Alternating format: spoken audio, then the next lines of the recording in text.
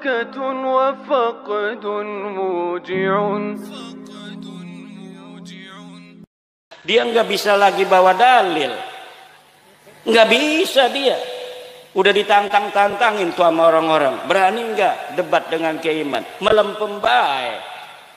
Yang suruh di depan itu orang-orang kayak Kori itu yang macam-macam. Kalau ada acara begini bikin kerusuhan, paling begitu doang, lama-lama ditangkap polisi juga tuh orang begitu. Lama-lama ditangkap polisi. Kenapa? Karena dia mengganggu acara orang lain. Pengajian itu dilindungi undang-undang, dia ganggu. Kalau polisi kesel itu bisa ditangkap itu Pak Kori itu.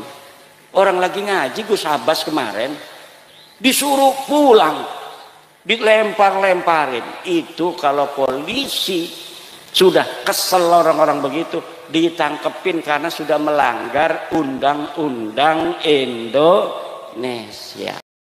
Yang menyebut nama raja Pajajaran terakhir, namanya prasasti batu tulis. Kalingga di Batang Pekalongan ada prasastinya yang menyebut namanya. Keraton Surakarta, Keraton Kasunanan, Keraton Yogyakarta, nggak ada bukti sejaman pun masih wujud peninggalan arkeologisnya, budayanya, dan orang-orangnya masih bisa kita lihat. Apalagi semua apa yang ada di Keraton Jogja, Kasunanan, Pakualaman, Surakarta, Hadiningrat, semuanya dicatat semua. Nasab yang mau masuk nyangkok ke Yogyakarta nggak bisa karena ada kekancingannya. Begitu juga ada Balawi mau masuk menjadi cucu daripada Hamengkubuwono II, nggak bisa. Ada yang ngaku Balawi cucunya Hamengkubuwono, katanya punya istri anaknya Hamengkubuwono, punya mertua Hamengkubuwono dan lain sebagainya. Kemudian kuburannya, kuburan panglima perang daripada Yogyakarta, dirubah namanya jadi Balawi. Kanjeng Raden Tumenggung Sumodiningrat adanya di Bantul Pleret. Dia pahlawan karena dia perang dengan Inggris, lalu Inggris kalah, tetapi beliau meninggal dunia di masjid, dipenggal lehernya sebagai seorang kesatria tahun 1811. Namun hari ini orang Jawa asli itu makamnya jadi bin Yahya. Bu, kira-kira dolim gak tuh orang yang ganti-ganti tuh? Bu, dolim gak? Jawab, jahat apa tidak? Jahat apa tidak? Kalau jahat, kenapa nggak didiamkan? Dulu nggak ada yang berani, bahkan yang bangun aja itu Pemkot, pemerintah kota Semarang yang ikut membiayai. Bahkan yang sekarang pengurus PWI banyak yang dulunya ikut-ikut bikin makam-makam palsu. Mana tuh kemarin tuh? Kiai saya Kibin Tobat ya. Dulu saya yang nancepin itu salah satu makam, misalnya saya yang nancepin. Duraka kalau nggak masuk PWI itu. Kalau masuk PWI, duraka-duraka masa lalunya itu diobati oleh pahala-pahala memperjuangkan untuk saudaranya terbebas dari penjajahan spiritual dan perbudakan. Bu, orang ngaku nabi zaman dulu banyak pemalsu nabi. Musailama Al-Kadzab ngaku nabi palsu.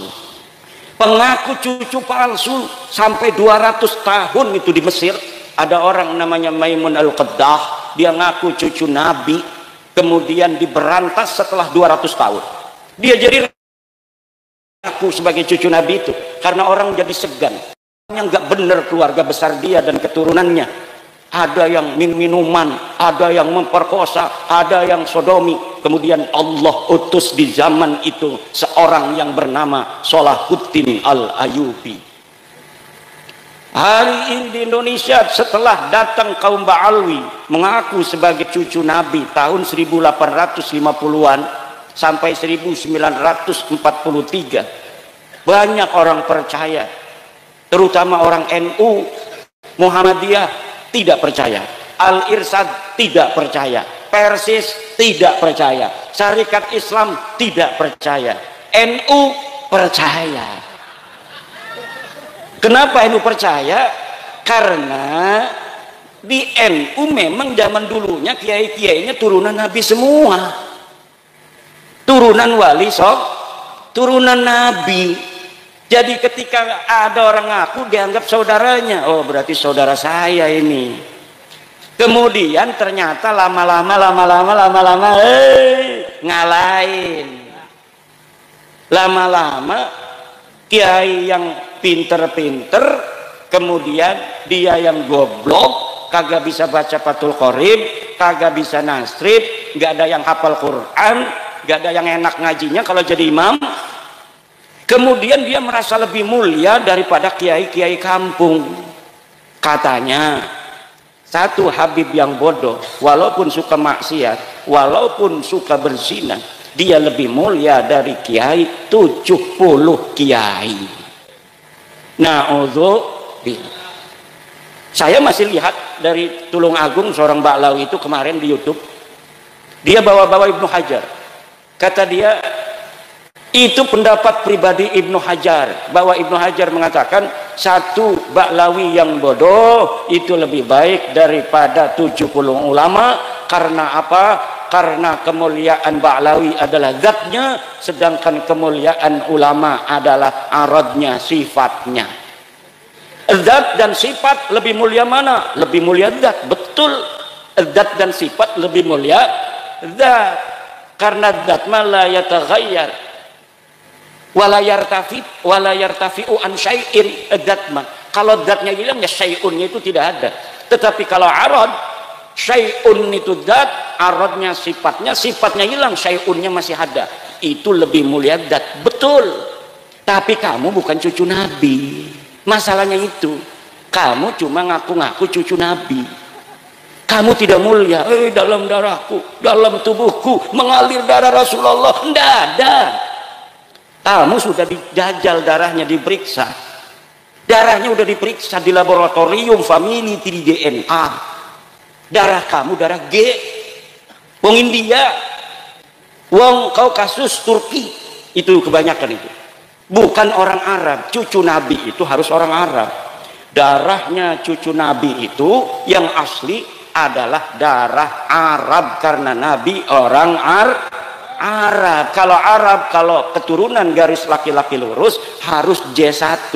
Sedangkan Habib-Habib Ba'lawi ini ngakunya lurus ke Nabi garis laki, tapi darahnya diambil pas sudah terbukti, sudah selesai diperiksanya, hasilnya G semua. 180 orang yang sudah tes DNA, baik di Indonesia maupun yang di Yaman, semuanya gagal sebagai keturunan baginda Nabi besar Muhammad sallallahu alaihi wasallam.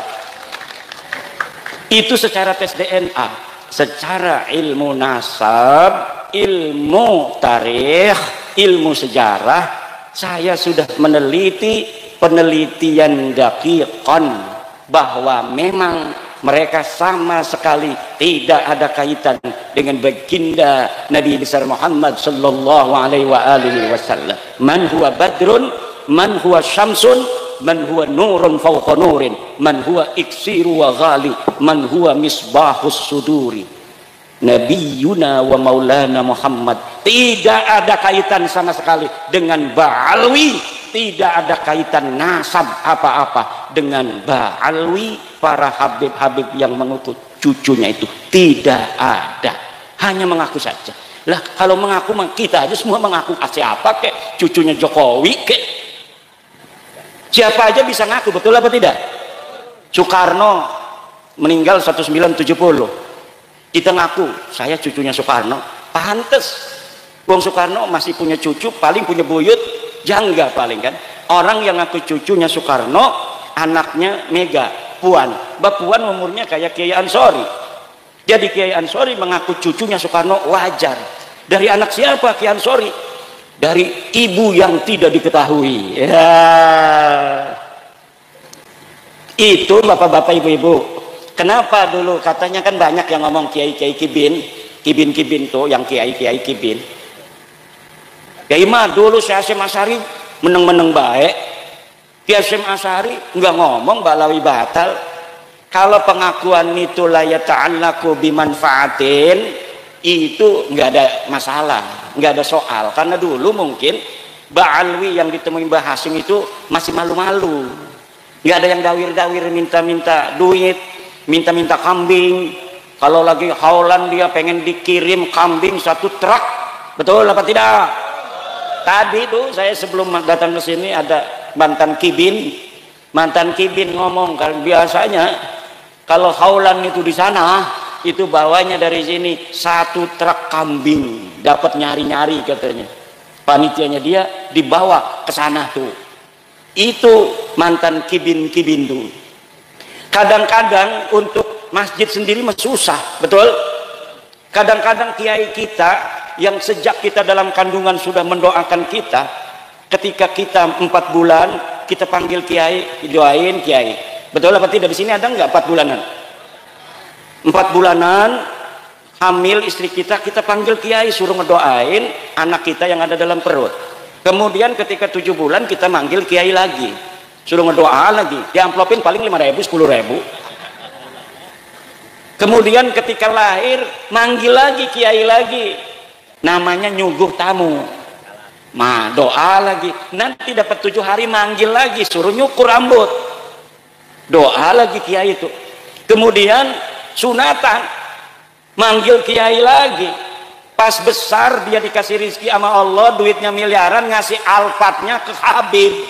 Kibin otaknya ngendi sih aku kibin otak taruh di mana? Terus yang ngajarin kita sholat, yang ngajarin kita wudhu kiai kampung di musola kecil, di masjid. Kadang dia yang ngajar, kadang dia yang bawa kue, dia yang bikin kopi kiainya tuh. Tapi Masya Allah, sesudah kenal lama Habib, dia lupain guru orang-orang yang telah berjasa dalam hidupnya sejak dalam kandungan. Kadang-kadang dia yang ngomong, ini malam ini ada call-nya Habib, pengajian libur, nggak boleh kalau ada Habib lagi di hall, ada pengajian, itu namanya matanya picak. Betul apa tidak? Ada nggak orang ngomong begitu? Pangkat dia itu apa ngomong begitu? Pangkat dia apa kiai? Bukan. Bisa ngaji Fathul Qarib? Enggak. Suruh nasrif fa'alu fa'alna, enggak bakal bisa. Suruh ngelal qala aslu qawala ala wazni fa'ala, enggak bakal mampu. Suruh menghafal al-qawaid al-fiqhiyah, enggak bakal bisa. Lalu pangkatnya apa?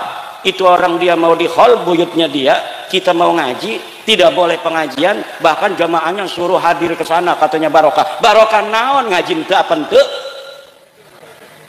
Barokah apa dapatnya di sananya? Dikasih perukunan sholat? Enggak. Kadang-kadang enggak sholat. Betul apa tidak?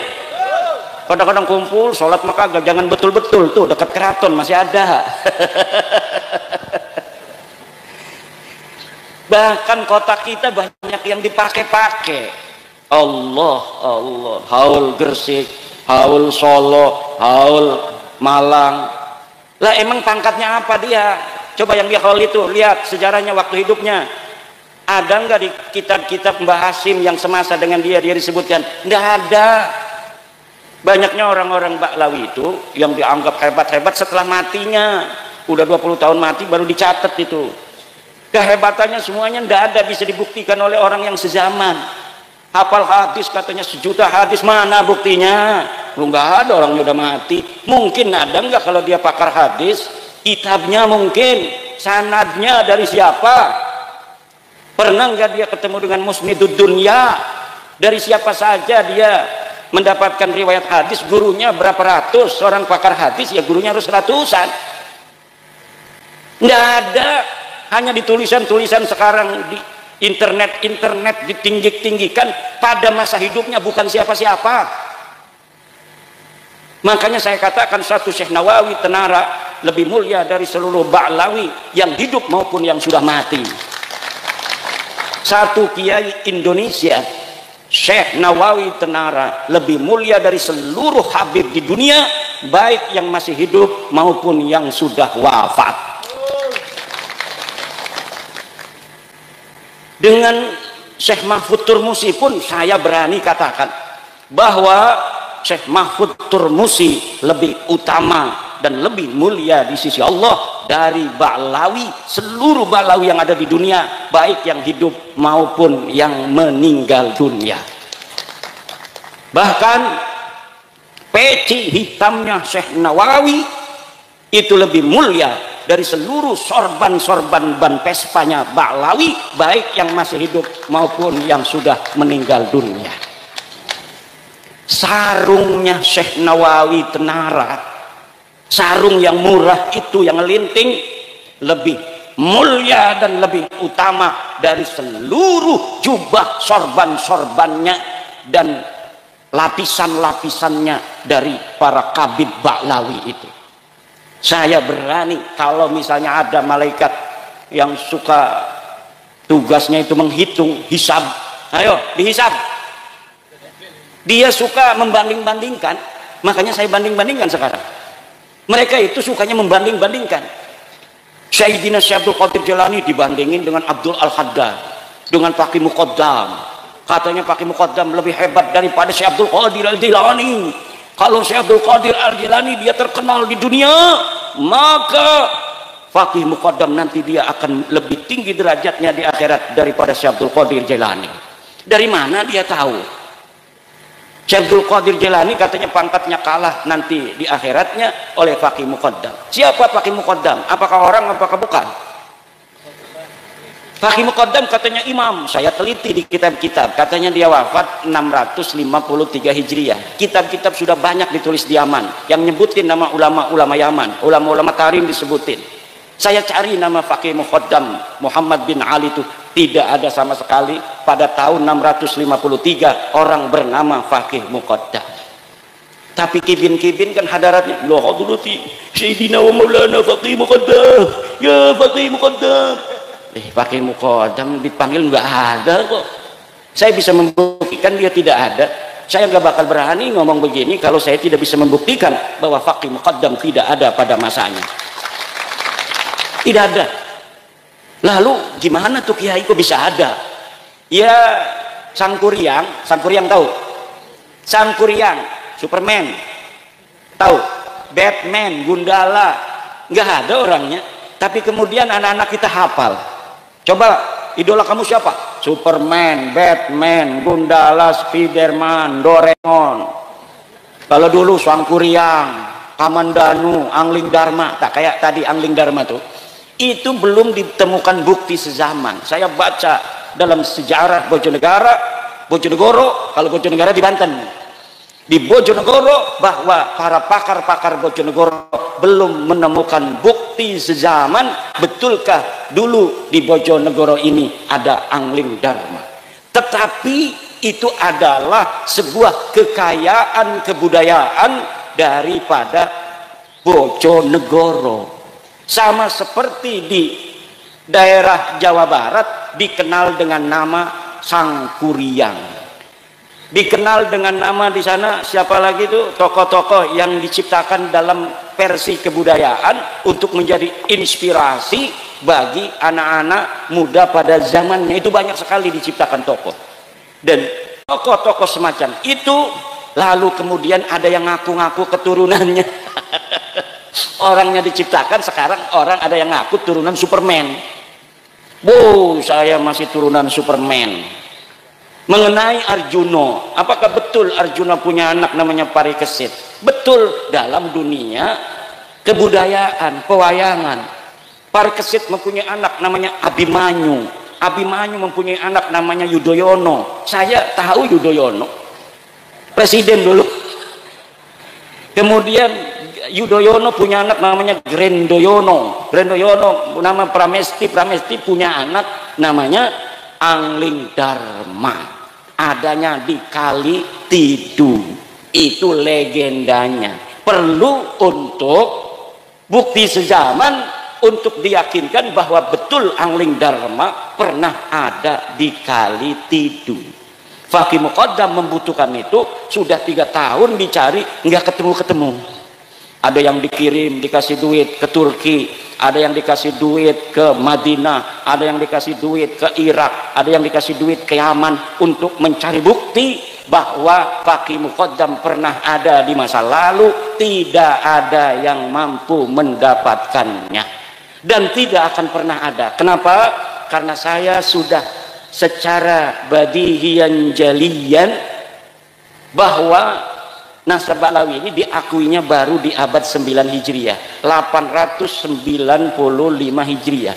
Di tahun 895 Hijriah ada seorang Ba'lawi namanya Ali As-Sakran, nyatet bin-binnya dia. Katanya dia namanya Ali, punya abah namanya Abu Bakar. Abu Bakar punya abah namanya Abdurrahman. Abdurrahman ini orang bener nih, masih 3 nih orang bener nih. Nah, dari Abdurrahman ke atas ini dia nggak hafal. Tulis-tulis saja sampai nama cucu Nabi yang namanya Ahmad bin Isa yang ada di abad keempat Hijriah, 345 Hijriah. Memerlukan 13 nama ke situ. Dikarang aja. Abdurrahman bin Muhammad bin Ali bin Alwi bin Faqih Ali bin Faqih Muqaddam bin Ali bin Muhammad Sahib Birbat bin Ali Qali Qasam bin Muhammad bin Alwi bin Muhammad bin Alwi bin Ubaid bin Ahmad bin Isa. Ya, saya cari kalau Ahmad bin Isa ini benar cucu Nabi. Ada di dalam kitab Tahdhibul Ansar, ada di dalam kitab Al-Mazdi Ahmad bin Isa, ada di dalam kitab Muntaqilatut Talibiyah, ada dalam kitab As-Sajarah Al-Mubarakah karangan Imam Fakhrur Razi, ada dalam karangan kitab Al-Asili karangan Al-Marwazi, karangan At-Taqi, ada dalam kitab Al-Fahri Al-Marwazi, ada dalam As-Sabatul Musal, ada di dalam kitab apa namanya itu Umdatul Talib di abad ke-9 awal.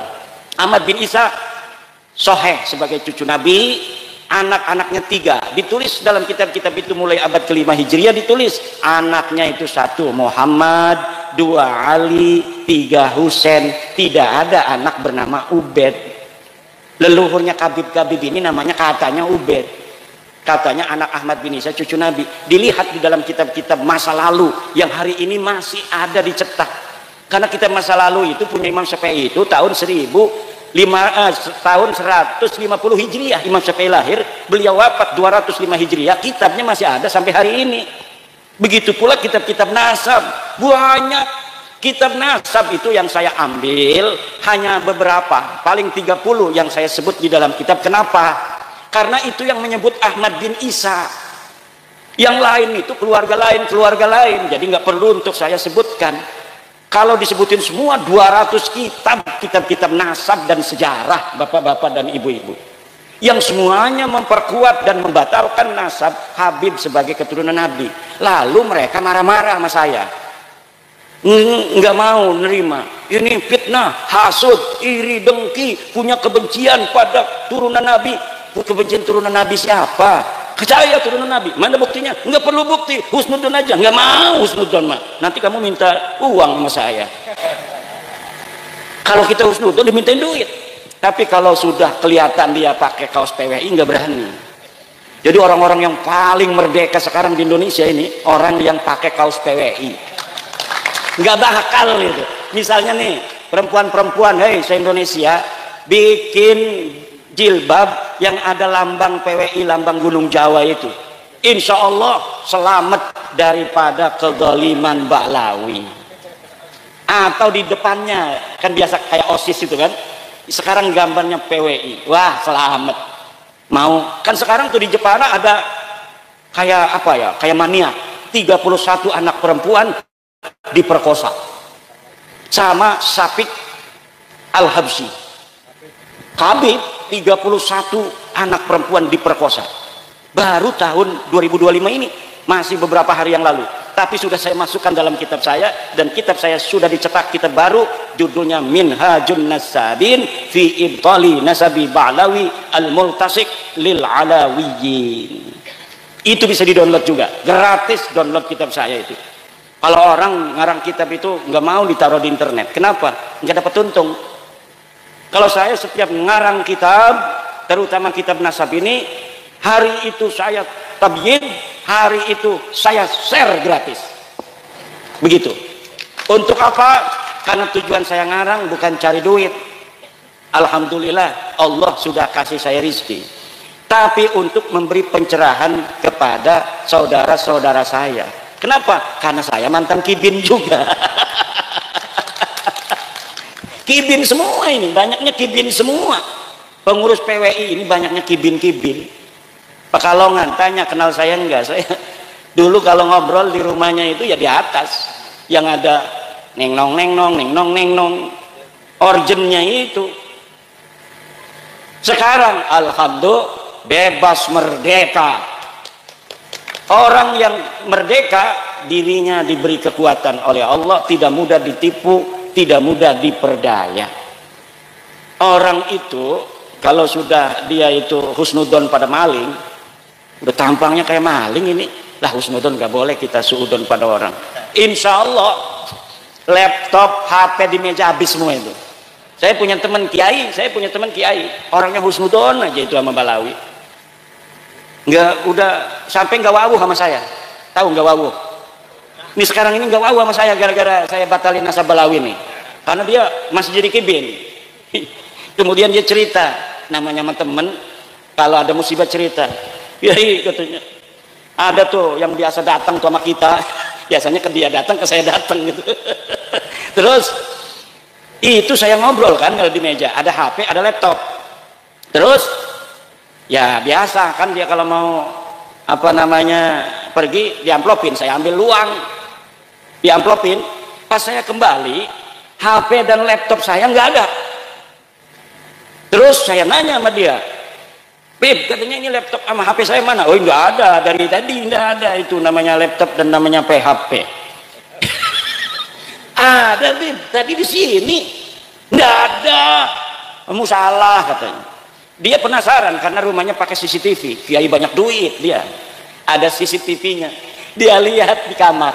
Teng CCTV-nya. Bener itu dimasukin ke tasnya. HP-nya, laptopnya dimasukin ke, dan dia tidak punya malu. Na'udzubillah. Tapi kalau sudah pakai kaos PWI LS, selamat sentosa. Karena kita bisa masuk ada amar ma'ruf nahi mungkar awamirillah wajtinabu nawahihi, masuk surga. Jangan mau ditakut-takutin. Kalau nggak cinta sama aneh, cinta sama keluarga Balawi, maka ente tidak akan masuk surga karena tidak akan dapat syafaat dari Injil aneh Nabi Muhammad. Sebenarnya dia juga nggak yakin itu dia cucunya Nabi Muhammad itu. Sekarang itu dia nggak yakin orang dia udah tes DNA, bukan kok.